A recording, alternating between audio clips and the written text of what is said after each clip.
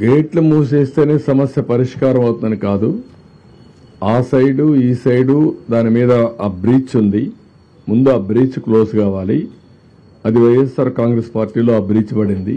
ఇప్పుడు కూడా బుకాయిస్తున్నారు. బుకాయింపులొద్దు. నేను వచ్చి 80 రోజులైంది. 80 రోజుల్లో మా వాళ్ళు దాన్ని డయాగ్నోస్ చేయలేకపోయారు.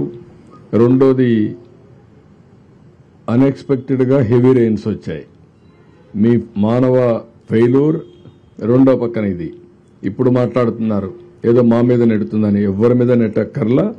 మీరు చేసినటువంటి నిర్వాహకం ఈరోజు రాష్ట్రాన్ని వెంటాడుతూ ఉంది.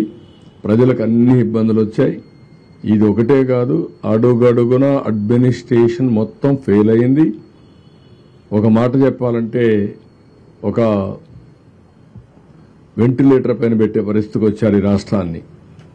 అందుకని ఒక పక్క ఆర్థిక ఇబ్బందులు, ఒక పక్క అడ్మినిస్ట్రేషన్ డిఫంక్ట్ కావడం, డిపార్ట్మెంట్స్ అన్ని పనిచేయకుండా పోవడం, ఇంకొక పక్క తప్పుడు పనులు చేయడం, ఇంకొక పక్కన మీరు చూస్తే ఎక్కడికక్కడ బురజల్లే కార్యక్రమం చేయడం, ఇలాంటివన్నీ చేసే పరిస్థితికి వస్తున్నారు. ఇవన్నీ ఎక్కడ క్షమించే పరిస్థితి ఉండదు.